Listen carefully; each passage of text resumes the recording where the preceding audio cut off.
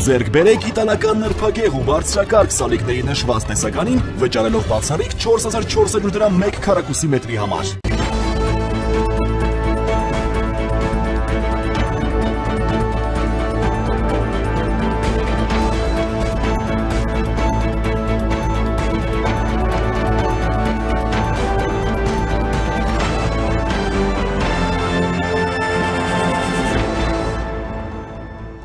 Երեկ Հայաստան է ժամանել Ռուսաստանի արտաքին գործերի նախարար Սերգեյ Լավրովը, սա Արցախի կորստից հետո Լավրովի առաջին այցն է Հայաստան։ Երեկվանից մայրաքաղաքում տարբեր քաղաքական գործիչներ եւ խմբեր բողոքի ցույցեր են կազմակերպում ընդդեմ Լավրովի այցի, մասնավորապես Կիևյան կամրջից մեծ պաստառ է կախվել Վլադիմիր Պուտինի նկարով եւ մարդասպան գրությամբ։ Ակցիան նախաձեռնել է Հանուն Հանրապետության կուսակցությունը։ Այնուհետև պաստառները հայտնվել են օդանավակայան տանող ճանապարհին, սակայն ոստիկանները հեռացրել են դրանք։ Այսօր առավոտից բողոքի ակցիաները շարունակվել են արտաքին գործերի նախարարության դիմաց, որտեղ տեղի է ունեցել Ռուսաստանի եւ Հայաստանի արտգործնախարարների համատեղ մամուլի ասուլիսը։ Ակցիայի կազմակերպիչներից Հանուն Հանրապետության կուսակցության նախագահ Արման Բաբաջանյանը նշել է, որ Ռուսաստանը Հայաստանի դեմ հիբրիդային պատերազմ է իրականացնում, իսկ պատերազմ վարում են միայն թշնամիները։ Ուզում ենք մեր քաղաքացիներին իրազեկել, ինչ հանցագործ է եկել, ասել է Բաբաջանյանը։ Եվ մենք հիմա ուզում ենք մեր քաղաքացիներին իրազեկենք, թե ինչ հանցագործ է այստեղ եկել Հայաստան։ Պարոն Բաբաջանյան, եք դուք չեք տալիս, որպես մեր քաղաքացիները հիմա այստեղ քաղաքացիական իրականացնում, մենք ենք որևէ կես չենք ուզում, կոչտոտենք ձեր ակցիային, ընդհանրապես տեղանքի առումով ընդունում ենք, առաջանալ է փողոցի այն կողմ խաղաղ ակցիային։ Հենց հիմա կոչտոտում ենք առանց հիմնավորում տալու, թե ինչու մենք պետական արարողակարգային միջոցառումը նախատեսված այսօր այս պահին։ Ոչ մի պետական արարողակարգ չկա այս պահին, այս վայրում ոչ մի պետական արարողակարգ այս հատվածում չկա։ Այնտեղ ամեն ինչ վերջանալու է, այս արարողակարգային միջոցառումը նախատեսված Հիմա իրենք ասուլիս են տալի, մենք ինչով ենք այստեղ գտնվելով խանգարում։ Ես ինչ հենց հիմա ուղիղ եթերում, հենց հիմա դուք առանց անհիմն մեզ պահանջներ եք ներկայացնում։ Ես էլ ասում եմ, հենց հիմա խանգարում եք մեր ակցիային։ Եվ ձեր այս պահանջներով մեր ակցիային 10 պատիկ ավելի մեծ հնչեղություն եք տալիս։ Այդ եք ուզում։ Շատ լավ է։ Ապրեք։ Մենք ձեր ակցիային մամուլնել իմանում է, որ ոստիկանությունը ուղղակի քաղաքական իշխանության հրահանգով ռուսները ձեզ հրահանգել են, որպեսզի գաք այստեղ այս 10-15 հոգանոց ակցիան նույնիսկ թույլ չտա խաղաղ ակցիան չենք իրականացնել։ Ինչի մասին է Բաբաջանյանը նաև նշել է, որ հենց Ռուսաստանի պատճառով է տեղի ունեցել Արցախի հայաթափումը եւ որ ակցիան ունի կոնկրետ նպատակ Լավրովին ցույց տալու իր տեղը։ Նա չպիտի գա Հայաստան։ Ռուսական քարոզչական նարատիվները բերել էստեղ տիրաժավորել։ Մենք ցեղասպանություն ապրած ժողովուրդ ենք եւ պարտավոր ենք։ Ուղղակի կարեկցել են ամեն ինչ որ տեղի ունենում Ուկրաինայի հետ, Ուկրաինայի ժողովրդի հետ։ Ցեղասպանություն է տեղի ունենում Ուկրաինայի նկատմամբ, բայց մենք Ուկրաինայի հարցով չենք այստեղ։ Ռուսաստանի վարած մարդատյաց, հայատյաց քաղաքականությունն է մեզ բերել այստեղ։ Արցախի հայաթափված Արցախի ճակատագիրն է բերել այստեղ եւ Ռուսաստանի անմիջական մասնակցությունը այդ բոլոր գործողություններին Ադրբեջանին սադրելու, հրահրելու եւ մինչ օրս Ռուսաստանի հիմնական նպատակն է պատերազմ սանձազերծել, հրահրել, սադրել Ադրբեջանին, հարձակվել Հայաստանի վրա եւ իդեպ հայաստանյան մի շարք շրջանակներ, որոնց որոշ հովանավորյալներ այստեղ ներկա են, ուրեմն հենց այդ պատերազմին են սպասում։ Հանուն Հանրապետության կուսակցության փոխնախագահ Ռուբեն Մեհրաբյանը հայտարարեց, որ հայ-ռուսական բարեկամություն չի կարող լինել, որովհետև Ռուսաստանը Հայաստանի համար բարեկամ երկիր չէ, հայ-ռուսական բարեկամության մասին կարելի է խոսել միայն անհատակ հիմարության պարագայում։ Դիվանագիտական հարաբերություններին դեմ չէ։ Դիվանագիտական հարաբերություններ կարելի է ունենալ ում հետ ասել։ Բայց այն աննորմալ ներկայությունը, որը Ռուսաստանում կա եւ հարաբերությունների այն կարգավիճակը, որը կա Հայաստանի եւ Ռուսաստանի միջեւ, չի համապատասխանում իրականությանը։ Ռուսաստանը մեր դեմ վարում է հիբրիդային պատերազմ, այստեղ առանցքային բառը պատերազմն է, պատերազմ վարում են թշնամիները։ Հետևաբար այստեղ ինչ-որ բարեկամությունից բանից խոսանք, միայն կարելի է կամ անբարոյականության կամ էլ անհատակ հիմարության παρագայել։ Հիմա ո՞նց է արտահայտում եք լիբիզային պատերազմը, օրինակներով վերել, որ Ռուսաստանը պատերազմ է։ Բոլոր կոմպոնենտները հիբրիդային պատերազմի օգտագործում է Ռուսաստանի նույն ինֆորմացիոն, դիվանագիտական, դիսկուրսի, գործակալական ցանցի օրինակ, նայեք ռուսական պրոպագանդան Հայաստանի ուղղությամբ ոնց է աշխատում։ Քիչ առաջ մշտոց է տեղի ունեցել ակցիայի կազմակերպիչների եւ ոստիկանների միջև, առաջարկում եմ դիտել։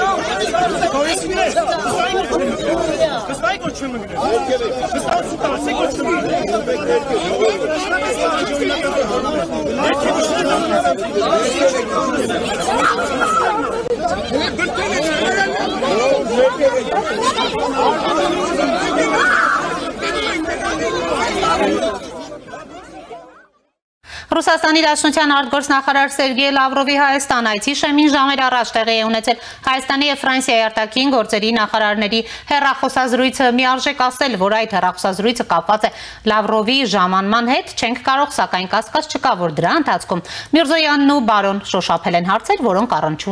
առնչվում են Միրզոյան-Լավրով քննարկումներին և ընդհանրապես Հայաստանում Լավրովի հանդիպումներին։ Ռուսաստանի Դաշնության արտգործնախարարը հանդիպելու է նաև վարչապետ Փաշինյանի հետ։ Հայտնի է, որ Սերգեյ Լավրովը Երևանում կքննարկի հայ-ադրբեջանական ու հայ-թուրքական կարգավորմանն առնչվող հարցեր։ Սա նաև բոլորովին անսպասելի կամ զարմանալի չէ, ու նաև կասկածից վեր է, որ քննարկվելիք հարցերի ամբողջ օրակարգը չէ, բայց թերևս նաև հենց այդ թեմատիկան կարող է հետաքրքրել Ֆրանսիային, հաշվի առնելով, որ գործնականում հայ-ադրբեջանական ու հայ-թուրքական հարաբերության հեռանկարներն են կանխորոշում Կովկասում աշխարհաքաղաքական ստատուս քվոյի տրամաբանությունն ու հնարավոր միտումները։ Ֆրանսիայի նախագահ Մակրոնը օրերս Ալբանիայում կայացած եվրոպական քաղաքական համայնքի նախաձեռնության շրջանակներում շփումներ ունեցավ թե Ադրբեջանի նախագահ Ալիևի եւ թե Թուրքիայի նախագահ Էրդողանի հետ։ Մակրոնը նաև հանդիպում ունեցավ Հայաստանի վարչապետ Փաշինյանի հետ։ Ալբանիայում հայ-ադրբեջանական թեմատիկան որոշակի տեսանելիության դաշտում էր եւ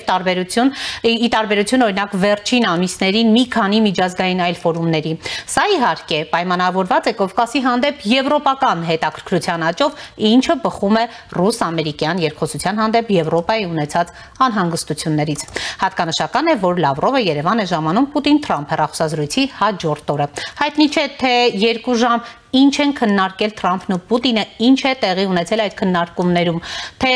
ուղղակի թե անուղղակի արծարծվել է Կովկասը, Թուրքիան, բայց կարծես թե հեռախոսազրույցից հետո եվրոպական արձագանքները նույնքան դրական չեն, որքան արձագանքել էին Թրամփն ու Պուտինը։ Իսկ Թրամփը խոսակցության արդյունքում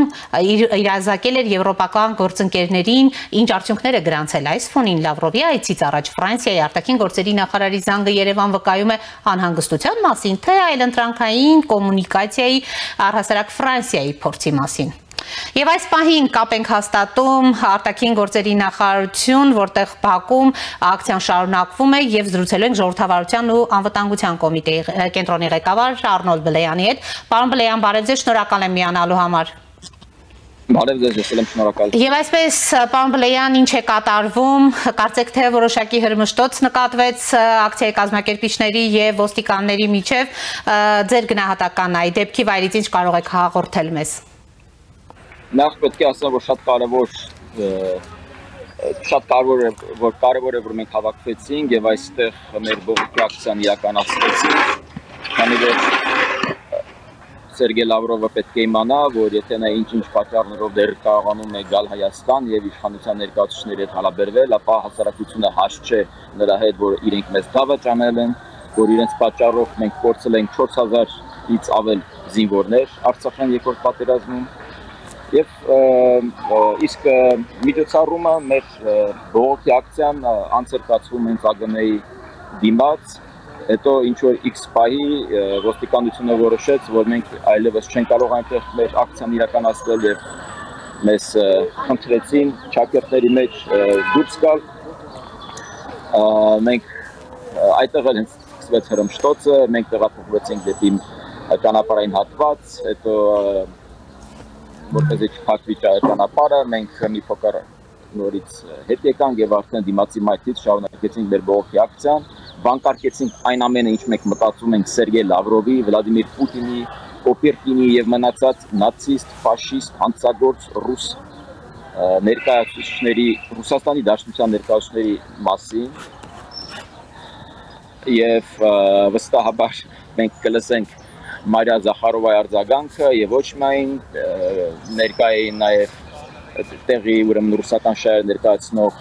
լրատվամիջոցներ, ովքեր իրենց հարցադրումներում տպավորություններ, որ ներկայացնում են ոչ թե Հայաստանի Հանրապետության շահերը կամ լրագրությունը, այլ ներկայացնում են հավատարմագրված են Ռուսաստանի Դաշնությունում։ Ես հարց ունեմ թալապես իշխանությանը, թե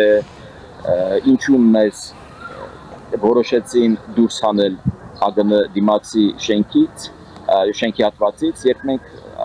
մեր ակցիան ենք իրականացնում եւ տպավորություն ունեմ, որ Հայաստանում պետք է դաշնակ լինես, որ շատ հանգիստ կարողանաս ինչ-որ ակցիաներ կազմակերպես։ Այսինքն Ֆրանսիայի հրապարակը օկուպացված էր տևական ժամանակ եւ իրենք անգործության էին մատնված, փողոցներ էին փակված, երթևեկությունը պարալիզացված էր եւ այդ ամենը դիտվում էր որպես խոսքի ազատություն։ Իսկ մեր քաղաքացիների, համակարգացիների եւ համակիրների ակցիան իդեմ ֆաշիստ հանցագործ պետության ներկայացուցիչի իրենք դիտարկեցին որպես հասարակական կարգի խաթարում եւ մեզ հրահրելով նաեւ ինչ որտեղ հետ տարան ուրեմն մեր ակցիայի վայրից։ Պարոն Բլեյան, երեկվանից են մեկնարկել այս ակցիաները եւ ինչպես դուք հիշատակեցիք Զախարովային, նա երեք այսպես նաեւ անդրադարձ ունեցավ այս ակցիաներին, ձեր գնահատականը փորձելով կապել USAID-ի հետ, այսպիսի անհիմն այսպես գնահատականներ հնչեցնելով, փաստորեն կարծում եք այսօրվա ակցիային նույնպես նա առիթը բաց չի թողնելու անդրադառնալ։ Իրենք չեն կարողանում հասկանալ, որ Հայաստանի Հանրապետության քաղաքացին առանց ֆինանսավորվելու կարող է իր տեսակետն արտահայտել եւ այդ տեսակետը կտրականապես կարող է դեմ լինել իրենց առաջ քաշած նարատիվների, իրենց առաջ քաշած կեղծիքների, ստերի։ Տեսեք իրենք ինչ են ասում, իրենք ասում են Արցախը հայաթափվեց, որովհետեւ իշխանությունը Պրահայում ճանաչեց Արցախը Ադրբեջանի կազմում, բայց չեն ասում, որ արդեն մինչ այդ փարուխ հանձնում էին Արցախը։ Եվ ի վերջո Ռուսաստան այն երկիրն է, որ այնքան ուշադրություն է դարձնում ինչ որ վերբալ հայտարարությունների, նա իր ստորագրած փաստաթուղթը չի հարգում։ Ղրիմը ճանաչել էր ուկրաինական 97 թվականին, 2003 թվականին դելիմիտացիա դեմարկացիա իրականացել Ուկրաինայի հետ, 94 թվականին դարձել է երաշխավորը Ուկրաինայի տարածքային ամբողջականության եւ այդ բոլոր այդ 3 փաստաթղթերն էլ նա 1 րոպեում 1 կրակոցով 2014 թվականին գրավեց Ղրիմը, իսկ հետո նաեւ 10 տարի պատերազմ վարեց Ուկրաինայի արևելքում, հետո արդեն լայնամասշտաբ պատերազմի գնաց 2022 թվականին։ Այսինքն ուզում եք ասեք Ռուսաստանի Դաշնությունն այն երկիրն է, որը գնում է ինչ-որ թղթերի հետևից, ինչ-որ ստորագրությունների հետևից։ Աբխազիան ու Օսիան ով ինչ էր ճանաչել, որ նա որոշեց հարձակվել Վրաստանի վրա եւ ֆիզիկապես նաեւ արդեն դե յուրե կտրել այդ երկու տարածքները Վրաստանից։ Իսկ սեր Աստծո, եւ նմանատիպ այժմ էլ խոսենք, ասեն, որ USAID-ից ինչ որ գումարներ են ստանում, իսկ USAID-ն արդեն փակ է։ Այդքանով անտրամաբանական է Մարիա Զախարովան եւ մնացած Ռուսաստանի Դաշնության ուրեմն ներկայացուցիչների հայտարարությունները։ Պարոն Բլոյան,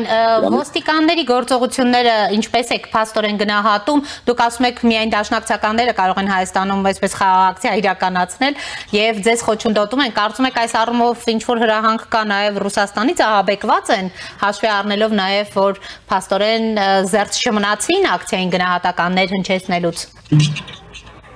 Ես չեմ կարող ասել, թե իրենք ինչ պայմանավորվածություն են ձեռք բերել ներսում Միրզոյան-Լավրով հանդիպման ժամանակ, միգուցե դա հենց Լավրովի ազգական ցանկությունն է եղել, որ գոնե այս խաղաղ ակցիան մի փոքր կողմ տանել, բայց այնուամենայնիվ ունենք փաստ,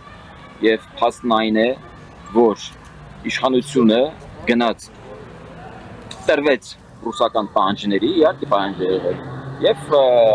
փաստորեն մեզ ակցիայից հեռացրեցին դեպի ավելի հեռավոր մաս։ Բայց դա չի նշանակում, որ ակցիան չի հաջողվել, հակառակը ես շատ հաջողված եմ համարում այս ակցիան։ Մենք նաև պետք է պատրաստվենք Մատվիենկոյի գալուն եւ ընդհանրապես այս հարցը, իմ մոտ հարց է առաջանում։ Լավ ազգային ժողովի նախագահը